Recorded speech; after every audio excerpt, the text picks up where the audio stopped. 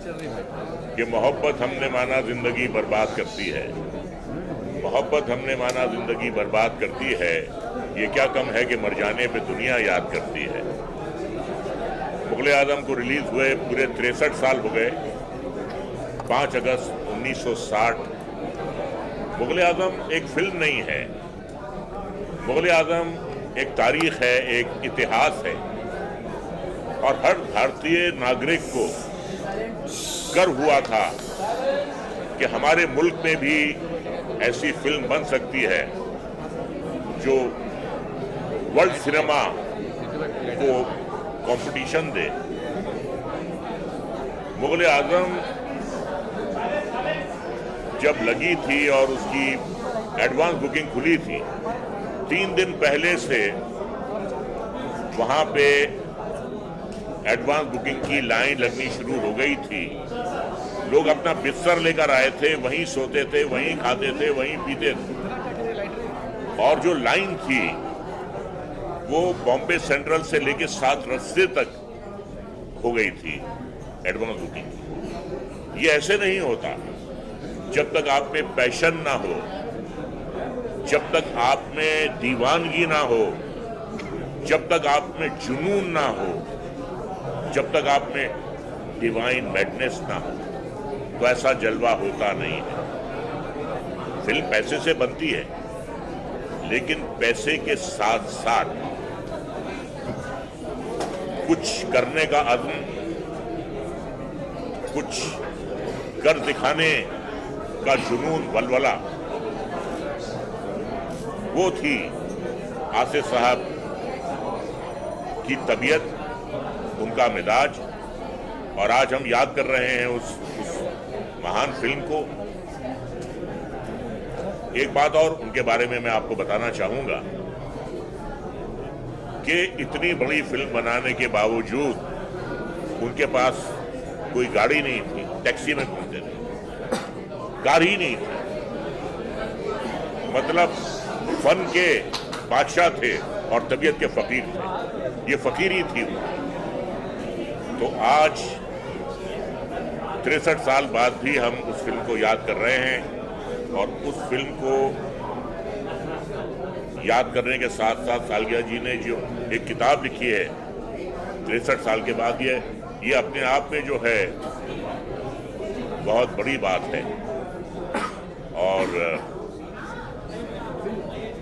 आज भी जब मैं कभी उदास होता हूं तो मुग़ल आज़म देखता हूं। वो एक फिल्म के स्टूडेंट के लिए वो एक लाइब्रेरी है, वो एक किताब है, वो एक टेक्स्ट बुक है। बस यही मैं आप सबसे कहना चाहता हूं। बहुत बहुत शुक्रिया। I consider myself to be a fairly voracious reader, but in my library you'll find more non-fiction than fiction, or fiction that is based on reality. ऐसा क्यों होता है? मैंने कई बार अपने आप से पूछा कि मुझे कोरे फिक्शन से रियलिटी पर आधारित फिक्शन क्यों अच्छे लगते हैं, और वो शायद इसलिए, और वैसे आप जानते हैं आज बायोपिक का ज़माना चल रहा है, वो इसलिए कि हम जब कोई कहानी पढ़ते या देखते हैं तो उसमें रियलिज़म ढूंढते हैं, और चाहे वो बनाया हुआ रियलिज़म, और जब वो दिखता है तो हमें उस पर और एतबार होता है और हमें वो ज़्यादा अच्छा लगता है। तो क्यों न रियलिज़म जो खुद पहले से ड्रामेटिक हो उस पर लिखा जाए, और वही सुनील जी ने किया है। उन्होंने एक थोड़ा और मुश्किल कदम उठाया। मैंने ये किया था कोई 15 साल पहले, जब मैंने लता मंगेशकर की बायोग्राफी लिखी, in search of Lata Mangeshkar, और हिंदी में अजीब दास्तां है ये। इन्होंने इसको फिक्शनलाइज किया है, जो बैलेंसिंग प्रक्रिया बहुत मुश्किल है।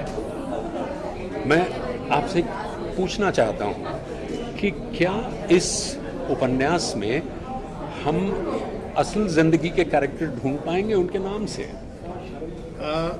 जो जानते हैं जी, या जिन्होंने थोड़ा भी पढ़ा है कहीं, या जिन्होंने फिल्म देखी है उनके सामने वो सारे चरित्र अपने आप सामने आ जाएंगे, तो बहुत आसानी से आप उन चरित्रों को देख पाएंगे।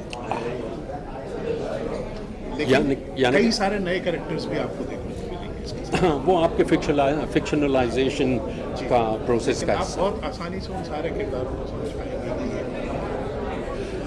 यानी मेरा ये ख्याल है कि आने वाली नस्लें the Sunil Salgia strategic writing institute से they will take a leave और इस तरह की और दिलचस्प दास्तानें लिखेंगे। मुग़ल आज़म एक सरप्राइज़ की तरह लोगों के सामने आया था, वैसे ही सुनील सालगिया की बुक मेरे सामने सरप्राइज़ की तरह आई है। और मुझे उम्मीद है कि जैसे मुग़ल आज़म को याद किया जा रहा है, वैसे ही सुनील सालगिया की बुक को भी लोग याद करेंगे, पसंद करेंगे, और यही मेरी दुआ है इसके लिए। ये हमसे बाद में पैदा हुए, हमसे बाद में इंडस्ट्री में आए, लेकिन के आसिफ पे लिखने के बदले ये पहले लिख गए। इसके लिए ये मुबारकबाद के मुस्तहिक हैं और बहुत सारी दुआएं हैं मेरी। आया था और पिछले 13 और 15 सालों से हम लोगों का रिश्ता है।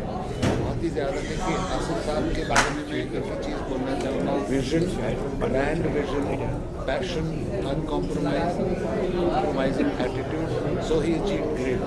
सुनील में भी परसिस्टेंस है।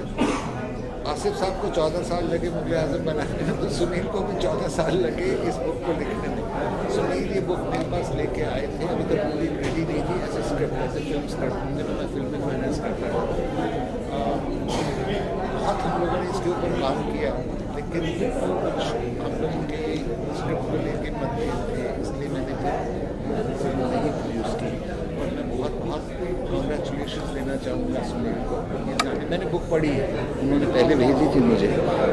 इट्स अ वंडरफुल बुक, आप सब पढ़िए इसको, आपको बहुत मज़ा आए। धन्यवाद। सर, ये क्या आईना दिखाती है बॉलीवुड को? बॉलीवुड में काफ़ी सारी चेंजिंग हुई है, बुक में क्या क्या है? बुक एक बाईगॉन इरा को बहुत बखूबी रिक्रिएट करती है कि 41 से लेकर 60 तक बॉलीवुड में क्या हो रहा था। 1.25 लाख रुपए में फिल्म बनती थी नरगिस और दिलीप कुमार को लेके। आज अगर आप किसी को ये बोलें तो उनको बहुत अजीब लगेगा। और किस तरह से राइटर्स डायरेक्टर्स मिलके काम करते थे, स्टूडियो होते थे, स्टूडियो ही फिल्में फाइनेंस करते थे।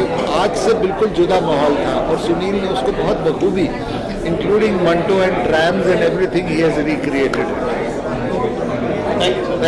बुक के बारे में मेरे पास अल्फाज नहीं है।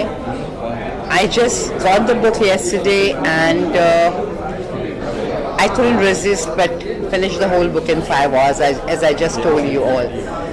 It's amazing. It's I can't tell you the hard work Sunil has put in. I wish him all the way success.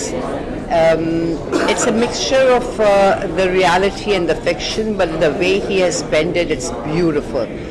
And I'll request everyone and each one of you and everybody to read this book.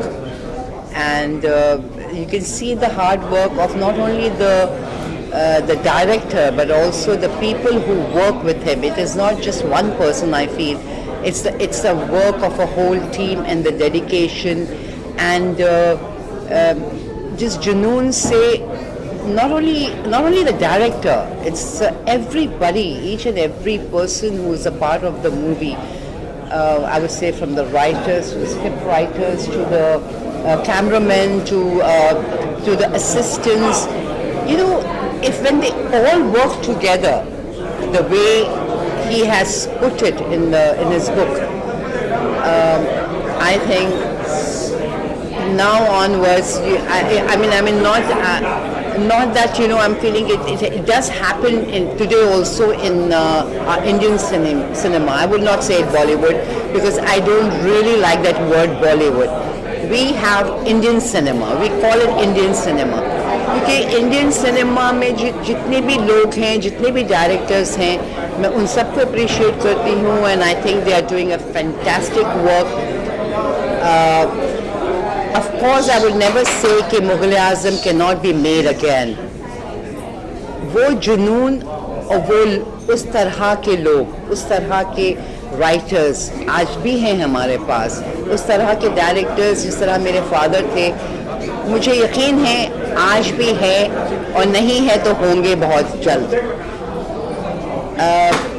So I wish them all the very best. It's basically the passion. It's the passion एक जुनून की हद तक जिस तरह का आप कह सकते हैं उसको लेकर फिल्म बनाया जाए या कोई भी चीज़ आप करें. ज़रूरी नहीं कि फिल्म हो या आप किसी भी तरह का काम कर रहे हैं, उसमें फुल सिंसियरिटी होनी चाहिए. और जब फुल सिंसियरिटी होती है तो something like Mughal Azam comes up. Thank you so much. The way Sunil sir has penned down the words, the way he's written this book, this novel, it's absolutely phenomenal. You don't know, there's a very fine line between fact and fiction, and I would leave it up to all of you to decide what exactly do you choose as a fact or fiction. Definitely do some research. You will come up with a lot of stories. I mean, me growing up in this household, I've heard my handful of stories given down from generation to generation, and I was always at awe by all of these stories, everything that was going on with his life, in Asif Saab's lives, and his method of working, his madness, the junoon, the ambition, whatever you want to call it. Completely phenomenal. To see Sunil sir also pen those things down and for it to come across to the reader, be it fact or fiction, again, is truly mesmerizing. And I do applaud him, and I wish you all to definitely pick up the book and have a nice read. I wouldn't suggest spending 5 hours reading it. But it was like I just couldn't leave it once I started reading it. I could have taken it very easy and completed the book in 2 days, but no, it keeps you so involved that you don't want to leave it. And all hats off to this spectacular Absolutely, absolutely. Sunil ji के बारे में मैं क्या कह सकती हूँ, शायद वो किताब ही, जब आप लोग किताब पढ़ेंगे तो किताब will talk volumes about him, and he has done phenomenally, he has done absolutely outstanding work on it, all his hard work. And when I got to know that it took him 14 years to do this book, I mean, I have no words. He's really worked very hard, and he's done the way he has done it. It is absolutely fantastic. This is now, I believe, my 3rd time meeting Sunil sir, and I can definitely say that just by meeting him 2 times, you can tell the dedication that he has in his craft, in his work. Even him sharing his own experiences when he was an assistant, and pointing out a certain story. And once I came across that story on the book, I realized that he's a master of words, because I did not expect the way it was shown in the book. So you're definitely a man of many talents, a lot of passion that goes into all of these things, and with your sheer experience, it shows. Yes. And it's very evident in the book, most definitely.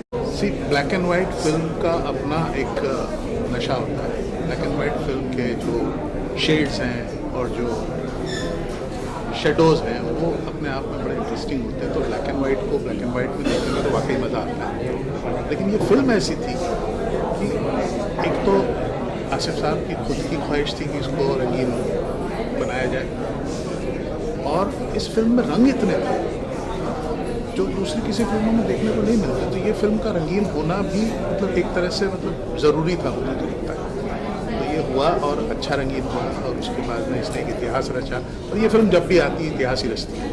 और मुझे वो inspiration जब मिली कि इसके ऊपर किताब लिखी जाए, तो आज ये 14 साल मुझे लग गई अपने आप में एक इतिहास हो गया कि मैं 14 साल में किताब लिख पाया. It is not easy to write something. और मुझे ये लगा कि इन 14 साल में भी मुझे बहुत सारी बातें अभी और कहनी थी, बहुत सारी चीज़ें जो मैं इसमें कह सकता था वो अभी भी अधूरी लगती है, तो और भी चीज़ें कह सकता था, क्योंकि आसिफ साहब की ज़िंदगी में इतना कुछ हुआ है कि मैं कई चैप्टर्स तो अभी तक टच नहीं कर पाया। लेखक के लिए पुस्तक तो लिखते ही हैं, लेकिन ये कितनी बड़ी चुनौती थी आपकी, कितना टाइम गया इसको, कितनी मशक्कत के बाद ये चुनौती थी? चुनौती तो मतलब पहले दिन से ये चुनौती थी कि तो मैं तो जब फिल्म एडिट करना शुरू किया था तभी चुनौती का सामना किया था कि क्या काटो, किसी मास्टर की एक फ्रेम भी काट देना मतलब गुनाह होता है, तो वो काटना ही अपने आप में बहुत बड़ी चीज़ थी और मुझे वो जवाब दे दिया गया था, तो वो काटा मैंने। खैर लोगों को अच्छा लगा, अच्छी बात है, लेकिन उसके बाद जब मैंने वो किस्से सुने उनके और जो इंस्पिरेशन मुझे मिली तो मैंने लिखना शुरू किया, तो मुझे लगा कि अब मैं सबसे बड़ा डायलेमा ये था कि मैं इसको जैसी ज़िंदगी है वैसी कहानी उठाऊं या मैं अपना फिक्शन कहूँ। और चूँकि मेरे जहन में एक कहानी उभर रही थी, क्योंकि मुझे लगा कि इस किरदार के थ्रू मैं बहुत कुछ कह सकता हूँ और बहुत सारे लोगों की कहानी कह सकता हूँ। और दूसरा ये कि सोशल पॉलिटिकल सिनेरियो को बहुत अच्छे से डिस्क्राइब कर सकता हूँ, क्योंकि इस फिल्म को बनने में जितने साल लगे उसमें जो कुछ हुआ, हालात किस तरह बदले देश में, वो सब को भी मैं कहीं ना कहीं हमारी इंडस्ट्री ने जो सफ़र किया पार्टीशन वो सब वो भी मैं इसमें कह सकता हूँ। तो मुझे लगा कि ये कहीं ना कहीं एक अलग तरह का काम है, तो वो करने के लिए बहुत बड़ा चैलेंज हो गया था कि कैसे मैं जस्टिस कर पाऊँ सबको। And finally I think I have done justice to it. Yes, sure. ना भविष्यति हिंदी में एक शब्द है, ना ऐसा हुआ है और ना कभी होगा। मैंने इसकी सॉफ्ट कॉपी पढ़ी हुई है, 2 या 3 अध्याय पढ़े हैं, चैप्टर पढ़े हैं। मुझे इस बात का बहुत पूरी तरह से इत्मीनान है कि ऐसी किताबें आज की तारीख में इतने, यानी कि अगर मैं बात करूं 2022 के बाद पूरा परिवर्तन आ गया, उस बीच में अगर एक कोई इंसान उस डायरेक्टर के बारे में ऐसी बात लिखना चाहता है, कहना चाहता है अपने लेखनी के जरिए, ये बहुत ही अद्भुत है और इसमें पूरा श्रेय इनका है। इन्होंने इस बात को पहली बात तो सोचना कि इस महान कलाकार के बारे में लिखा जाए जिससे नए डायरेक्टर प्रेरित हों, और वो प्रेरणा मिलेगी, मुझे 100% उम्मीद है। ये मैं पूरी तरह से, आप देख रहे हैं, आप बहुत ही खूबसूरत तरीके से, और इसके प्रकाशक को मैं धन्यवाद देना चाहूँगा, इतनी खूबसूरत तरीके से बिल्ड किया उन्होंने, इतना फॉन्ट लिया हुआ है और उतने चैप्टर छोटे छोटे लिखे हैं, क्योंकि आज की तारीख में किताब पढ़ने की आदत लोगों की चली गई है। और उस बीच में अगर सालगिया साहब इस किताब को लिखते हैं और एक ऐसे डायरेक्टर के बारे में जिससे हजारों लाखों करोड़ों लोग इंस्पायर होते हैं, बहुत बड़ी बात है। किसी फिल्म को 14 साल तक बनाना, उसके बारे में सोचना, दिन रात खाना पीना उठना, ये बहुत बड़ी बात है, बहुत बड़ी बात है। उस डायरेक्टर के बारे में अपनी जिंदगी में सिर्फ 4 या 5 फिल्में उन्होंने बनाई है, और इस फिल्म के ऊपर पूरी जिंदगी लगा देना। लोग कहते हैं बहुत एरोगेंट थे, वो आपको कहानियां मालूम पड़ेंगी। मुगल आजम के ऊपर कितनी भी किताबें लिखी गई हैं, सब मैंने पढ़ी हैं, और उन किताबों की खास बात ये होती है कि डायरेक्टर का खासतौर से जिक्र आता है। और मैं हमेशा मानता हूँ कि प्रोड्यूसर डायरेक्टर हो तो के आसिफ जैसा हो, जो इस किताब में आपको पढ़ने को मिलेगा। तो प्लीज़ खरीदिए, पढ़िए और आशीर्वाद दीजिए इस किताब को, राइटर को। एक बहुत ही ऐतिहासिक अवसर है, और इस समय मैं अपने 2 मित्रों को याद करना चाहूँगा। एक तो इरफान की बड़ी इच्छा थी कि वो के आसिफ का रोल निभाएं। इरफान ने मुझे कई बार अपनी निजी बातचीत में बोला था, और इरफान रियली चाहते थे, और मैं कल्पना कर सकता हूँ। अभी हमारे एक दूसरे दोस्त तिग्मांशु धूलिया के आसिफ पर फिल्म बनाने जा रहे हैं। मैं आपको बता दूं, इरफान को ये कहानी मैंने ही सुनाई थी। जी जी जी जी। Irfan was in love with the story. हाँ, इरफान को ये कहानी मैंने सुनाई थी, और इरफान ने ही शायद तिग्मांशु धूलिया को ये आइडिया दिया होगा, लेकिन तिग्मांशु धूलिया ने अभी तक मेरे पास अप्रोच नहीं किया है किसी राइट्स के लिए। हाँ, तो ये मुगल आजम पर, और ये किताब इसलिए भी बहुत महत्वपूर्ण है कि इस मुगल आजम पर सबसे पहली किताब जो अच्छी हम लोगों को लगी थी वो राजकुमार केसवानी की थी, जिनकी डेथ हो गई है, भोपाल के जर्नलिस्ट थे। और लेकिन वो किताब मुगल आजम पर थी, ये के आसिफ पर है, राइट जी। तो के आसिफ को लेकर और सुनील जी ने इतनी मेहनत करके ये किताब लिखी है। हमारे यहाँ हिंदुस्तान में प्रॉब्लम ये है कि हम कमर्शियल बॉलीवुड पर गंभीर चीज़ें नहीं लिखी जा रही हैं। आर्ट सिनेमा के बारे में और आर्ट सिनेमा के डायरेक्टरों के बारे में बहुत सारी किताबें आपको लंदन में, न्यूयॉर्क में और हर जगह मिल जाएंगी, लेकिन ये जो मेन स्ट्रीम सिनेमा के एक दिग्गज व्यक्तित्व पर इन्होंने किताब लिखी है, तो ये हार्दिक बधाई के पात्र हैं और ये किताब पढ़ी जानी चाहिए। ये मेरा संदेश है। Thank you. मुझे अच्छा लग रहा है, गर्व महसूस कर रहा हूँ मैं कि आज सुनील सालगिया जी की बुक और के आसिफ के विमोचन हुआ है। हालांकि मैं दुखी इस बात का हूँ कि आसिफ साहब से मैं कभी मिला ही नहीं, क्योंकि उनके एक्टिव रहने के बाद ही मैं पत्रकारिता अपनाया 50 साल पहले। तो के आसिफ का यहाँ तक मैं बोल सकता हूँ कि मैं उनको जब भी रेफर करता हूँ करमवीर आसिफ बोलता हूँ। उनका के का फुल फॉर्म भी मुझे पता नहीं, लेकिन करमवीर थे और आजीवन करमवीर रहेंगे उनके जाने के बाद भी। और मैं बहुत खुश हूँ कि इस फिल्म मुग़ल-ए-आज़म के बारे में और आसिफ साहब के बारे में दिनेश जी ऑलमोस्ट 14-15 साल मेहनत करके, दिनेश जी मेरे चाचा हैं। दिनेश चाचा है, सुनील जी 15 साल मेहनत करने के बाद ये लिखा है। और ये एक text book in film making माना जाएगा। लोग पढ़ेंगे, स्टूडेंट्स, और के आसिफ जैसे तो नहीं, कम से कम उनके थोड़ा बहुत नीचे दर्जे तक फिल्म बनाएंगे तो मैं खुश होगा। इस मैगजीन आजीवन ट्रेशरेबल बुक है। Thank you. पहले तो सुनील सर आपको बहुत बहुत कॉन्ग्रेचुलेशंस कि ये, एंड ऑनेस्टली मैं अपने बारे में कहूँगा, I have lived on Mughal-e-Azam. मैं वो फिल्म पी चुका हूँ। मैं नहीं कह सकता कितनी बार मैंने वो फिल्म देखी। आज भी जब भी कभी भी ऐसे होता है, मूड होता है, तो वही देखते रहते। अगर चैनल पे भी आ रहा है तो रिपीट वैल्यू उस फिल्म का मेरे लिए बहुत है।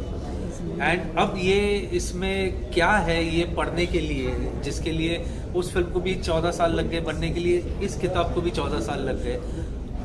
14 साल के बाद वो एक कोहिनूर निकल आया। आई एम श्योर ये भी एक कोहिनूर है जो मेरे हाथ में है। सो आई कांट वेट ऑनेस्टली कि क्या है इसके अंदर। ये मैं आज से ही पढ़ना शुरू करूँगा। एंड आई एम श्योर कि ये मैं उस बैच से हूँ जहाँ उस फिल्म को हम कहते हैं ना, मैं किसी वो नाम नहीं लेना चाहता, नहीं तो आजकल पंगे बहुत हो जाते हैं, पर इट्स अ होली बुक है हमारे लिए। जैसे मुग़ल-ए-आज़म एक होली, मील का पत्थर कह सकते हैं। जी हाँ, जो है, तो ये भी एक, आई थिंक, एक होली किताब हो गई हमारे लिए। एंड इसका सारा क्रेडिट सुनील सर को जाता है। And thank you sir for giving us this. Thank you so much sir. सबसे पहले मैं बहुत बड़ी खुशी के साथ बधाइयाँ देना चाहूँगा सुनील जी को, क्योंकि ये किताब उस वक्त आ रही है जिस वक्त हमारे देश में मुस्लिम सोशल्स बनना बंद हो गए। एक ज़माना था जब मुस्लिम सोशल्स का दौर था, बड़ी बड़ी फिल्में बनती थी, ताजमहल से लेकर बहू बेगम से लेकर तवायफ तक, निकाह तक। लेकिन अब कई सालों से हम देख रहे हैं कि एक अजीब सा दौर चल रहा है जहाँ पर इन शहंशाहों को हमारे इतिहास की किताबों से निकाला जा रहा है। ऐसे वक्त में जब एक किताब आती है जो कि आसिफ साहब के बारे में, ये बड़े फ़ख्र की बात है। उसका कारण है कि के आसिफ साहब जो है वो धर्म से ऊपर है। जी हाँ, क्योंकि ये फिल्म ही अपने आप में ऐसी है जो जिसका कोई धर्म से लेना देना नहीं। ये this is very very interesting thing कि इस फिल्म को हर कोई चाहता है, हर कोई मोहब्बत करता है इस फिल्म से। और ये हिंदुस्तान का नाम जिसने रोशन किया इस फिल्म में, तो वो तो हमेशा एक इतिहास है हमारे लिए।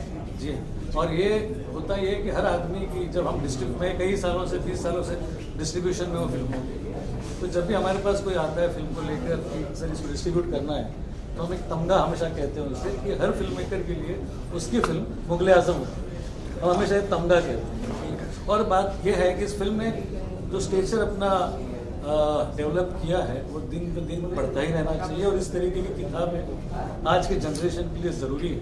वो पढ़ें अपने इतिहास के बारे में, वो जाने कि किस तरीके से कितने पैशनेट फिल्म मेकर्स थे जो सिर्फ अपने जुनून से इतनी खूबसूरत क्रिएटिविटी को अंजाम दे सकते थे। बड़ी खुशी हुई और मैं सारी बधाइयाँ देना चाहूँगा और मैं चाहूँगा कि इस किताब की मैं समीक्षा भी करूँ। क्या बात है। सुनील मेरे बहुत पुराने मित्र हैं, 30 सालों से मैं उनको जानता हूँ। वो मेरे डायरेक्टर भी रहे, उनके लिए मैंने सेट भी बनाया है। मैं बेसिकली प्रोडक्शन डिज़ाइनर हूँ। मेरा नाम जयंत देशमुख है। एक तो ये पुस्तक का आना, कभी भी किसी सिनेमा के बारे में, ख़ासतौर से भारतीय सिनेमा के बारे में, उसके बैक स्टेज के बारे में और उसके बनावट के बारे में, वो कैसी बनती है, कैसी शूट होती है और कैसी होती है, इस पर एक कोई पुस्तक आना अपने आप में बहुत बड़ी बात है।